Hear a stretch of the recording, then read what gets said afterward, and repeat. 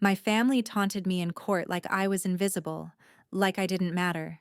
They laughed, lied, and ripped my name apart in front of strangers. But while they played dirty, I planned deeper. My family taunted me in court, not knowing I held the one secret that could destroy every lie. One move. And I silently took it all back. I didn't expect applause when I walked into that courtroom, but I wasn't expecting silence this loud either. Every head turned, then quickly turned away, as if looking too long might make them complicit in whatever I'd done, or was accused of doing. Or more accurately, what they wanted me to have done. It didn't matter. The verdict wasn't official yet, but the judgment had already landed. I kept my pace steady, my boots hitting marble like distant gunfire. No heels, no makeup, no soft edges, just me in my service blues. Not for nostalgia, not for drama, for precision. Mason was already seated with his lawyer. Sharp suit. Loosened tie for that reluctant victim look. Our stepmother Lisa sat next to him in a pearl gray dress, her fingers coiled around a handkerchief that hadn't been used once. She didn't look at me, but she made sure everyone else did. The judge hadn't even cleared his throat before the bailiff gestured toward me. "Ma'am, we'll need you to remove that." He meant the silver cross pinned above my left pocket. I didn't ask why. I already knew. It wasn't policy. It was theater. They were afraid the metal would speak louder than their arguments. So I reached up, unclipped it, and walked it to the front. Set it down. Face up. Dead center. Didn't slam it. Didn't cradle it. Just placed it like evidence, because that's what they wanted it to be. Lisa shifted in her seat. "She shouldn't be wearing that," she said aloud, her voice soft enough to sound civil but sharp enough to cut. I didn't blink. I'd been under fire before. From people who actually meant to kill me. Mason didn't say anything. He just smiled. Small, practiced. The kind of smile that makes your stomach twist. Because you know it's meant to bury you, not greet you. The judge called my name. I stepped forward, raised my hand, took the oath. And in that moment, I realized something. This wasn't just a trial. It was an execution. And they were banking on me to swing the axe myself. Out of guilt, out of shame, out of habit. But I don't do guilt anymore. When your father looks you in the eye and says, "You're not family, you're a liability." When your own brother sells your silence before you even land back from a deployment, you stop asking for justice. You start planning how to take it back. They thought I came here to defend myself, to explain, to beg for space in a family that had already replaced me. They were wrong. I came here for one reason, to dismantle everything they'd built while I was away. And I was going to do it the same way I survived every war zone I'd ever walked through. Not by yelling, by waiting. Because the truth doesn't need to scream. It just needs to be seen. They think they have the narrative. They think I'm cornered. But the thing about being underestimated is, it gives you the luxury of surprise. And in part 2, I'll show you exactly how I used silence as a weapon and turned their pity into my leverage. The front door stuck like it always had, swollen from weather, warped with age. I pushed through it anyway, same as I had at 16, sneaking out before sunrise, convinced that joining ROTC would save me from the quiet violence of this house. It smelled like old leather and menthol cough drops. He was in the recliner, still breathing, but barely. One arm hung off the side, his fingers twitching against the armrest like he was still trying to command something. Maybe time. I didn't speak, didn't cry. Just walked across the room, kneeled down, and took his hand like I was checking a casualty on the field. Skin cold, thin, fragile like brittle rope. I adjusted his oxygen line. Then I stood and got to work. Lisa never came out of the master bedroom. Said she was emotionally overwhelmed. Mason didn't fly in. Just a text. Keep me updated. I boiled eggs. Brewed coffee. Read aloud from his field manuals just loud enough to remind him someone was still there. At night, I sat on the floor outside his room, head against the wall, one hand resting on the pistol I no longer carried for war, but habit. No one took pictures. No one posted about the daughter who came home, because no one thought I was worth the story. He never said thank you, never asked why I returned.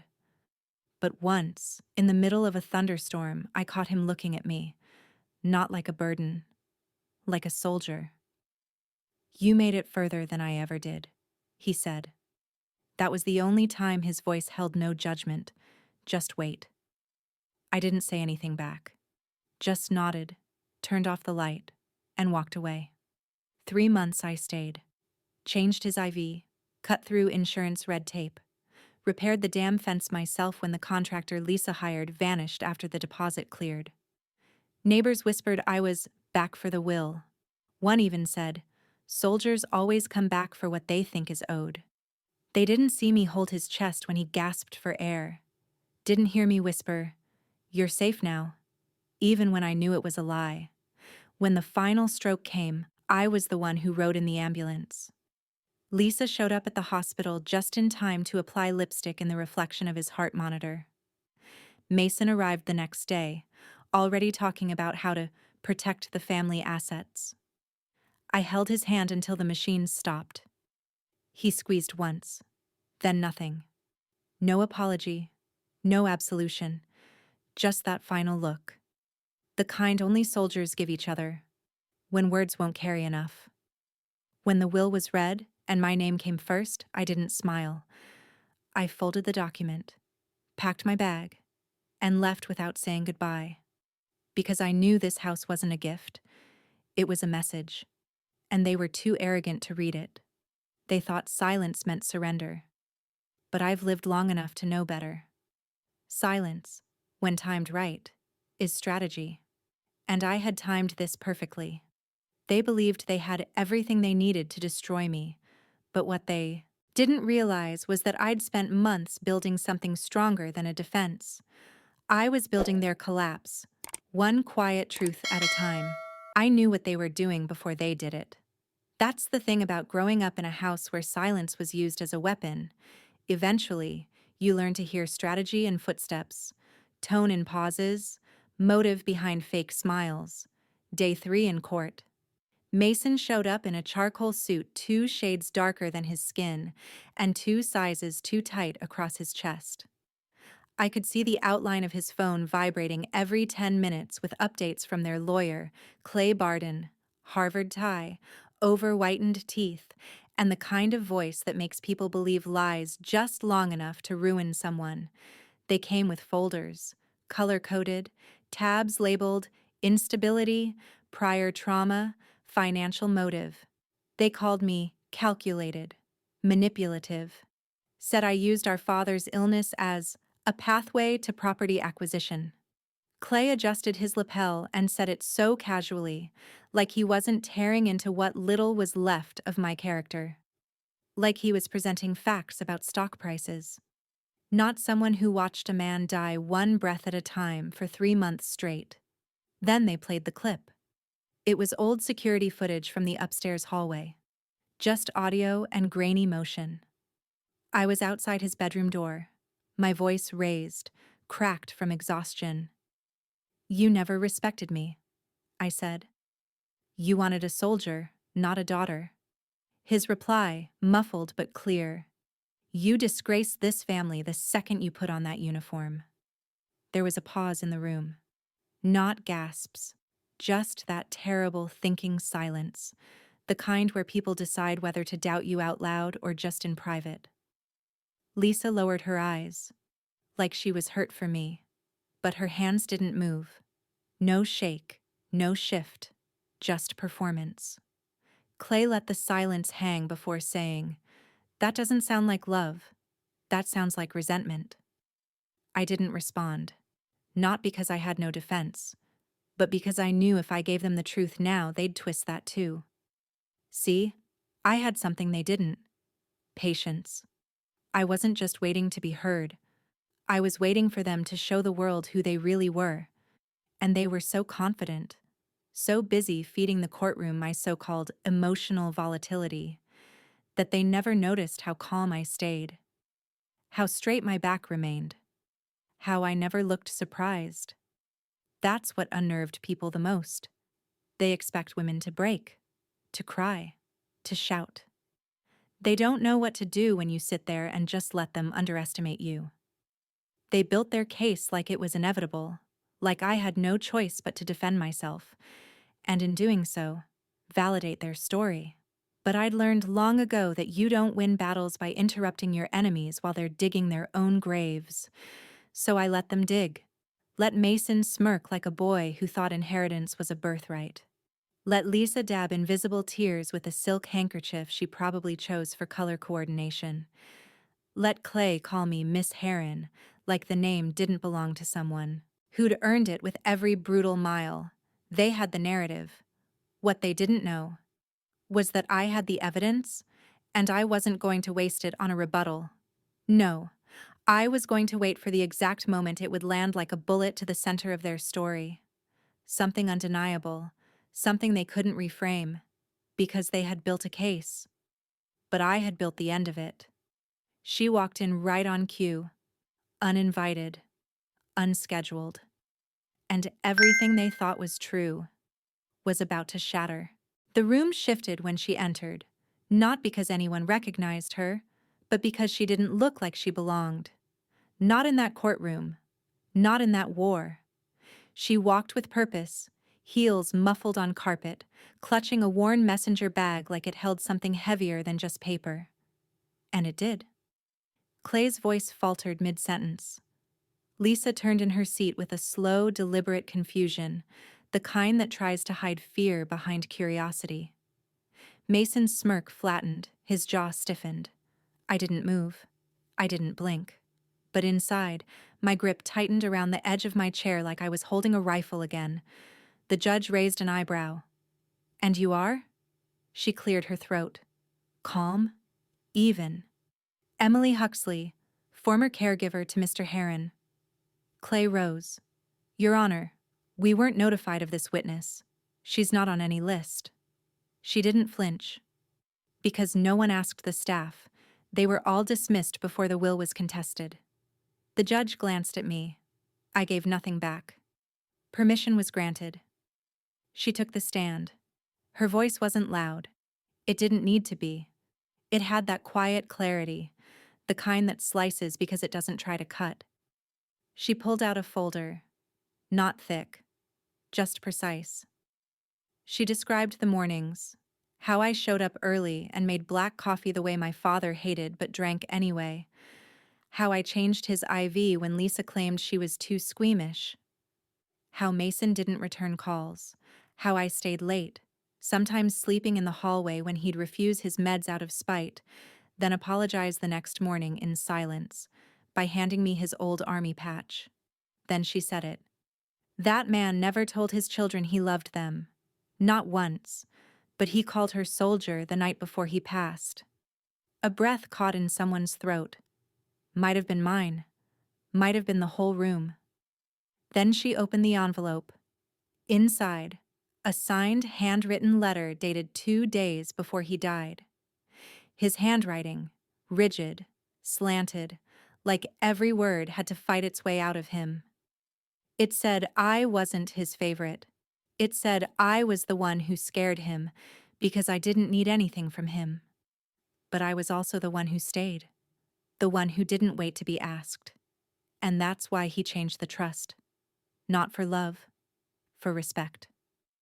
The judge asked if the signature had been verified. Emily nodded. The silence that followed wasn't still. It was shattered, like glass hit by sound. Clay sat down. Lisa stopped blinking. Mason leaned forward, then slumped. And me? I finally let go of the chair. That letter wasn't a gift. It was a weapon. A final one. And he'd left it in my hands. Not as a peace offering, but as cover fire. just enough to get me through the last mile. But what Emily said when we stepped out of the courtroom, that's what detonated the next phase of this war. Because there was one thing no one knew, not even me, until she whispered it, and it changed everything. It didn't end with applause. No dramatic gavel slam, no teary reconciliation, just the low hum of voices fading behind me and the hollow thud of my boots on the courthouse steps. The sun had dropped behind the buildings, slicing the sky into sharp pieces of gold and shadow. I didn't look back. Victory doesn't always announce itself. Sometimes it just stops the bleeding. Emily's whisper still echoed in my head. She didn't just betray you. She forged the first version of the trust. I have proof. I didn't flinch when she said it. I didn't ask how. I just nodded, slow and quiet, because I already knew. Deep down, I'd known for years that Lisa didn't want justice. She wanted control. But it didn't matter anymore. The real damage had already been done, and now it was mine to fix. The estate was legally mine. The business, too. Heron and Coerns would no longer bear the weight of their entitlement. I didn't take it to keep it. I took it to rebuild it. Strip it down. Burn the rot. And start over. I sold the house first. The one with the white columns and silent hallways. No amount of restoration could erase the years I'd spent in that place, walking on eggshells and combat boots. Then I changed the company name. Quietly. No press release, no interviews. Just a memo with 2 lines. Effective immediately, Heron and Coburn will operate under the name Solace Strategic. We build in silence. I didn't need fanfare. Or forgiveness. Just distance. Mason tried to call. Twice. I let it ring. Lisa sent 1 email, subject line. We should talk. No body text, no signature. I deleted it without opening. That was her final move. Vagueness. The same thing she used on Dad. On everyone. Smoke instead of fire. Let her live in the ashes. I had no interest in the ruins. Some people think revenge means making someone else hurt. But real power? It's walking away without flinching, and never explaining why. A year later, I sat at the edge of a new boardroom table, this one made of matte black stone, not the polished oak relic my father had clung to. Across from me, a team I handpicked. No bloodlines, just loyalty, skill, precision. No one there knew the whole story. They didn't need to. All they needed to know was this. We don't talk about legacy. We build one. And in that silence, I finally heard peace. After everything they tried to take, my silence, my place, my name, I stood taller than their whispers. I walked out of that courtroom not with a trophy or loud applause, but with something far more enduring. My dignity intact, my legacy reclaimed, and the quiet, unshakable knowing that I had not just survived, I had rewritten the ending. This wasn't about revenge. It was about remembering who I was before they tried to erase me, and choosing to return, not with rage, but with undeniable strength. No outburst, no dramatic speech, just the truth, fully loaded and delivered in the most powerful way it could be, calmly, deliberately, unapologetically. And maybe that's the deepest lesson of all. Power doesn't always roar. Sometimes it's silent. Sometimes it wears a pressed blazer, carries a file, and walks straight into a room where it was never supposed to belong, and takes back everything without asking. In your own life, you might not be standing in a courtroom, but you've likely faced judgment, dismissal, or quiet betrayal. Maybe people have underestimated you, cut you out, or tried to write your ending for you. But let this story remind you, your worth isn't decided by them. It's revealed when you stop explaining and start building. So here's a question for you.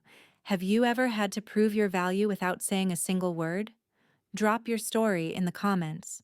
You never know who might need your quiet strength today. If this story stirred something deep in you, if it reminded you that silence can be powerful and that dignity can be louder than drama, please consider subscribing to this channel. Every video here is crafted to remind you that even in the darkest moments, you still have the final word. One click brings more truth. One click brings more power. One click makes more voices heard. Thanks for hearing what most chose to ignore. The truth needed someone to witness it, and that someone was you.